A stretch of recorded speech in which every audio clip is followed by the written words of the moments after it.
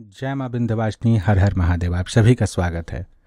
जैसा कि गृहस्थ तंत्र चैनल पर और फेसबुक पेज पे पहले से ही प्रसारित है कि भगवती दुर्गा जी के 32 नामावली की जो नाम मंत्र माला है, जो अपने आप में अद्भुत है, उनकी सिद्धि किस प्रकार से करें।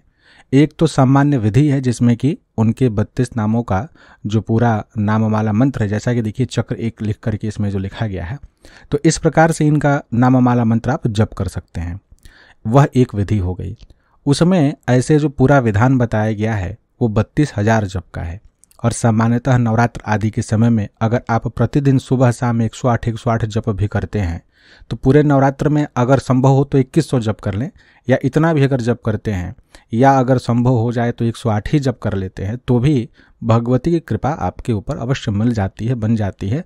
और इस मंत्र का सबसे बड़ा विशेष प्रभाव यह होता है कि जीवन में जिस भी प्रकार की विपत्ति, जिस भी प्रकार के संकट, जैसी भी दुर्गति हो रही हो, भगवती दुर्गा यह कहीं है इसकी फलश्रुति में कि इस नामावली के जप करने का यह प्रभाव है कि भगवती स्वयं उनकी उस संकट को दूर कर देती हैं।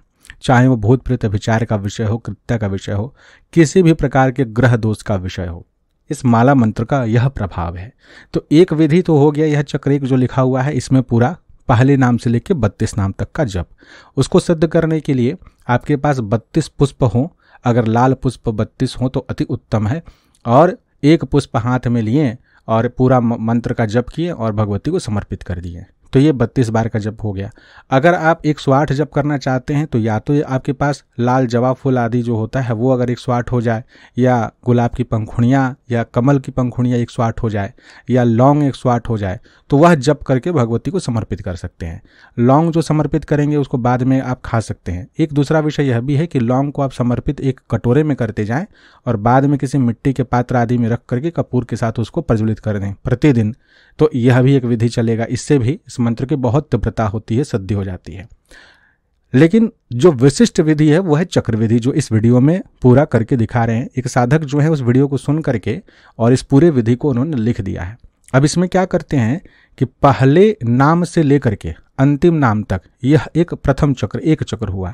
अब इसी को हम घुमा करके करेंगे। क्या करेंगे कि अगला बार जब पाठ करेंगे तो दूसरे नाम से शुरू करेंगे। जैसे दुर्गा पहला नाम हो गया, दुर्गार्ति समनी जो है वो दूसरा नाम हो गया, दुर्गार्ति शमनी। तो अब दुर्गार्ति समनी जो है यहाँ से शुरू करेंगे दूसरे बार में और समाप्त करेंगे दुर्गा पे। तो ये हो गया दूसरा चक्र। तीसरे बार के जप में दुर्गापद निवारणी जो है वह तीसरा हो गया, वहां से शुरू करेंगे और समाप्त करेंगे दुर्गति समनी पे।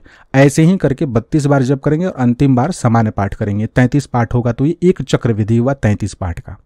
तो उसे कई बार जो है लोग कंफ्यूज हो जाएंगे ना, बार बार पढ़ने से क्या होता है कि थोड़ी कंफ्यूजन होती ही है। तो इसमें एक चक्र करने में 33 पुष्पों की आवश्यकता या 33 लौंग की आवश्यकता पड़ती है। ये अपने आप में बड़ा दिव्य और अद्भुत विधि है यह चक्र विधि। अष्टोत्तर सतनाम को भी जब प्रचंडता से सिद्ध जब करना होता है तो चक्र विधि से उसे भी सिद्ध किया जाता है, लेकिन उसमें बीज मंत्र आदि का थोड़ा विधान अलग हो जाता है। एक अक्षरी बीज से अधिक के बीज से भी जप करने से उसकी उत्तम प्रभाव प्राप्ति होती है। तो इसका PDF आपको वीडियो का लिंक में मिल जाएगा, आप उसे डाउनलोड कर लीजिए और उसके पश्चात फिर जो है आप उससे पाठ कर सकते हैं। नवरात्र के समय में 10 पेज का PDF है। तो पहला चक्र जो है इस प्रकार से आप पाठ कर लिए।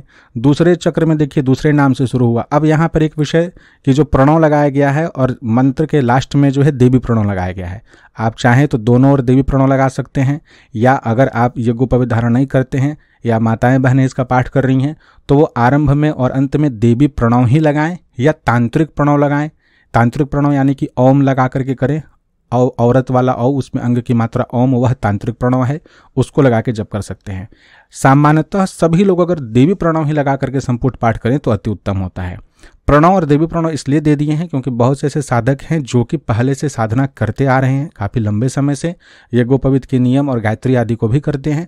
वो देवी का जब अगर करते हैं तो उसमें क्या होता है कि उनकी पूजा पाठ थोड़ी बहुत अधिक हो जाती है, तो अधिक में थोड़ा कन्फ्यूजन भी होगा ना, जो कि एक विषय उनके साथ नहीं रहेगा। इसलिए प्रणव देवी प्रणव हमने दोनों लगा करके इस विषय को यहाँ रख दिया है।